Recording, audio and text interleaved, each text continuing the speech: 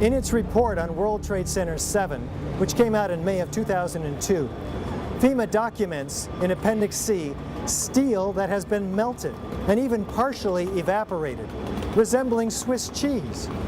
What are we to make of this? I'd like to know why NIST excluded the evidence of melting steel. Why is this not included? Why is this forensic evidence not being included in the report?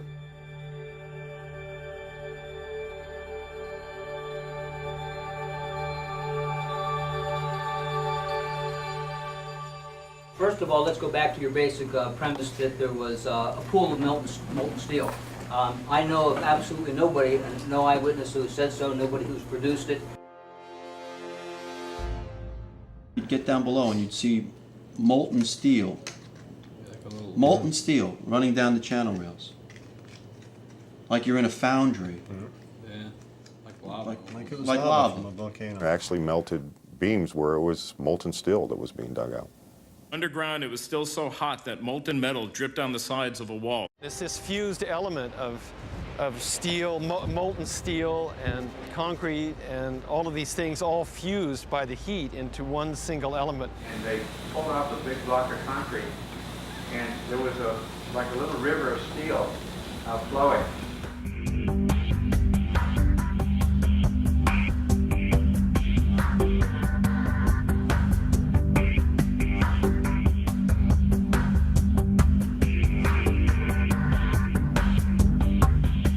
Many witnesses, firemen, and lots of people described the flowing molten metal, iron or steel, at extremely hot temperatures. And John Gross categorically denied their observations, so that because their observations don't fit his preconceived notion, he not only ignored evidence, he denied evidence.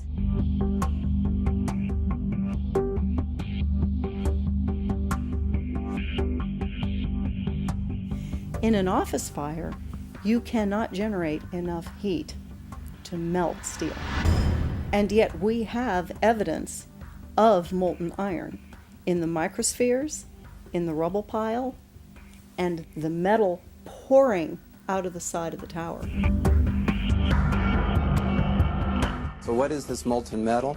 It's a direct evidence for the use of thermite.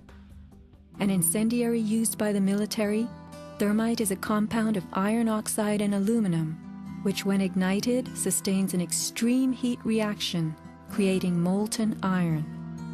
In just 2 seconds, thermite can reach temperatures over 4,500 degrees Fahrenheit, quite enough to liquefy steel. We know that open-air fires cannot burn hot enough to melt steel, but metal had melted at the base of the towers. I found a pore in the steel that had pure sulfur.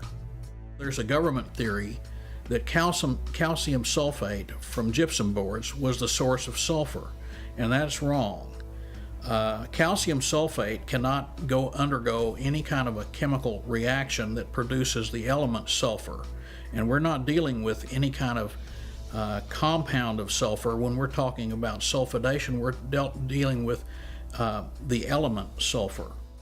There's a version of thermite called thermate, which has sulfur in the thermate, and what the sulfur does is it's sort of like salt on ice. And it just basically makes the steel melt at a lower temperature.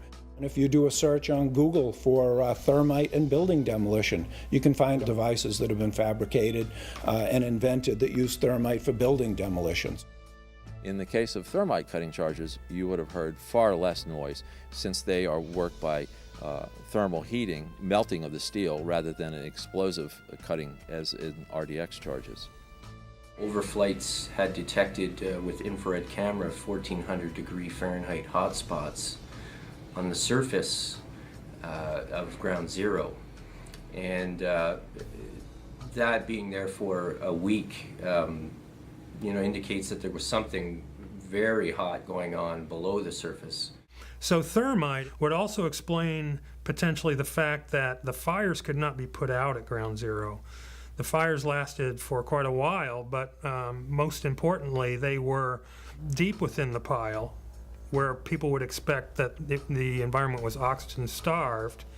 And thermite could explain this because it has its own oxidant within. It's actually the metallic oxide that provides the oxidant to allow the incendiary thermite reaction to occur, even underwater.